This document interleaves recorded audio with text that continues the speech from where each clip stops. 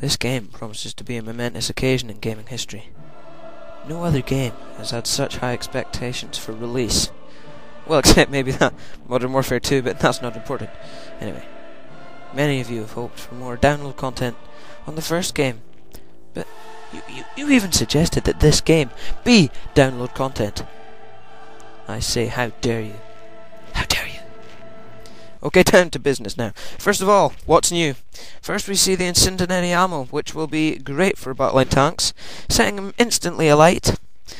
You can find them in these little yellow boxes scattered around each campaign. With this new form of ammunition, you need some new guns. Let's be serious. First, we have the two new sidearms, the Sigur Sauer P220, I think it is, and the Glock. But no one really cares about them because they are sidearms and really boring and useless. Now, instead of the famously awful Uzi, we have the suppressed Mach 10, which isn't much better. I reckon it just looks better. Might be, I don't know. I don't know enough about it. Now, the successor to the M16 from the previous game is the FN Scar. I could tell you all about the complicated stuff because I know it, because I'm not sad, but I know you don't really care. It's a machine gun. What more do you need to know? Next, the sniper rifle. The HK41SG1. A main difference is the 30 round clip instead of a 15 round clip, like the previous one. I think it's like a G3 from that, what is that game? Overrated, what is it? Modern Warfare 2, that's the one. Anyway, replacing the auto shotty next is the equally iconic SPAS-12 auto shotgun. This promises to be just as good as the previous auto shotgun. Anyway, there is also a new pump action shotgun, where the previous one was kind of boring, no one liked it. I began to love it over time for some strange reason, but anyway, at first glance this looks like a Mossberg 500 Marineschott. I have no idea what that is, so I'm not going to comment on that at all. Anyway, there is also a new 50 caliber heavy machine gun mounted on the back of a truck, and I think that is in the game. No, it's not in the gameplay review. Just ignore what I just said. Anyway, now for the new melee weapons. You've probably heard of some of these already. First, the new fire axe, great for cleaving up enemies, and it is rumoured that you can even crown the witch with this axe if hit in the right position of her head. Yes. Anyway, the chainsaw, a zombie killer's favourite weapon, looks fun. That's all I'm going to say. Anyway, there's also going to be a baseball bat and a cricket bat. Great fun. Anyway, last of all, the frying pan, notable for its lovely kapwang sound that it makes when you crack it off the skull of an oncoming zombie. It is one of the strangest yet funniest of the zombie killing devices.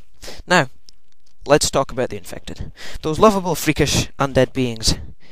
Each shot you take will react to where you shoot them. For example, shoot them in the arm, ting off, leg, head are both the same. You can even shoot them right in the stomach and a hole will appear in their stomach, which I think is quite impressive.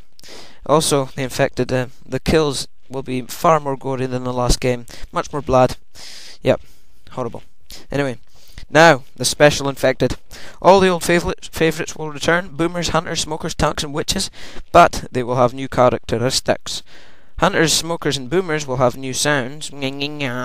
Whatever it would be. And witches, seeing as how it is daylight, they will be able to walk around. This can make it difficult to identify them in a crowd of oncoming infected. She has been called the Wandering Witch. Yeah. Now for this new infected, called the Charger. He is a one-armed sort of half-tank who uses his extreme speed as his main strength. He can knock down all of the survivors, then the last person he pummels to the ground viciously, as you would have seen in the video of the gameplay. Yeah. Anyway, then the last person... Then... What am I saying? Anyway, he is apparently supposed to be able to scale walls very quickly. I don't know this. I'm not sure. Anyway, the campaigns. The game will have 5 main campaigns, and each will be longer than the original Left 4 Dead. The 2 we know about are the Parish and Swamp Fever. The gameplay footage on the YouTube is of the Parish, and although they don't show the final crescendo event on that bridge where you run from one end to the other. No, they don't show it. Right, now for the gameplay. Now, some parts of the campaign will be played in daylight, causing the witches to wander about, hence the name Wandering Witch. A brand new AI director makes the spawning point of the infected, music, weather, layout of the map, and reoccurring obstacles scattered everywhere differently from what it's normally like. So this makes it harder for survivors to escape or do things differently each time they do the campaign. A new thing is the rolling crescendos, unlike the previous game where you just had to defend yourself in a corner for a while, and now you must run through an environment from one end to the other to disable whatever is calling the horde towards you. For example, in the parish there is an alarm you must turn off, which is drawing the horde. Okay, now for the characters. First off, we have Coach, a high school gym teacher who is around 40. He has dreams of coaching professional football. He was put out of action by a knee injury when he played for a college team. And for some odd reason he has an extreme hatred for the witch, and no one knows quite why. Okay, next, Ellis, a 21-year-old mechanic who is a fun, beer-loving youngster. Most people would like to be around. He's a good sort of guy. Other people would be afraid of being in the middle of a zombie apocalypse, but not this guy. He is also very carefree, and he respects people, like, for instance, his mother. I think that's what I've heard. Anyway. Next, Rochelle, a tough 26-year-old wannabe newscaster who was reporting in the area when she was caught up in the middle of it all. And she is definitely not the sort of person that would take all this lying down. So, yeah, she is tough as nails, tough as bricks. Yeah.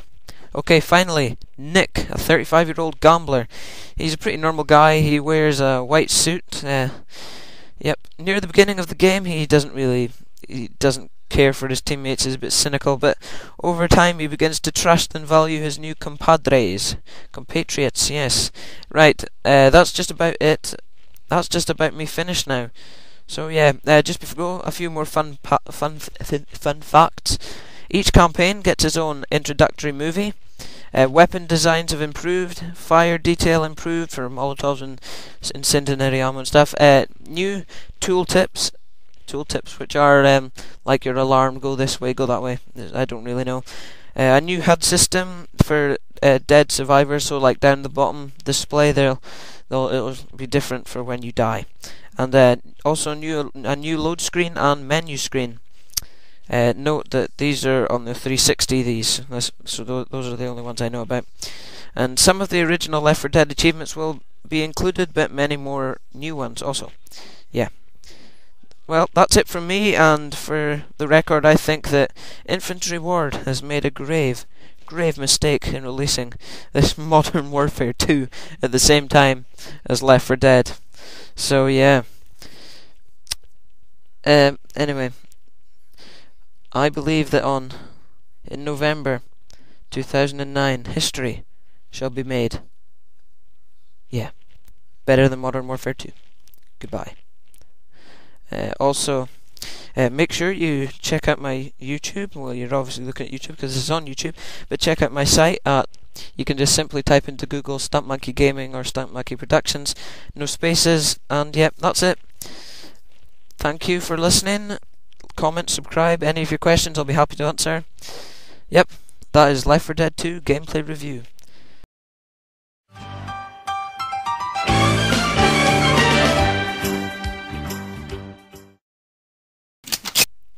Okay.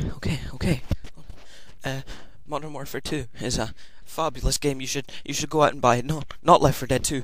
Okay, I'm saying this out of my own free will. Okay. Modern Warfare 2 is awesome. Better than Left 4 Dead 2. Okay.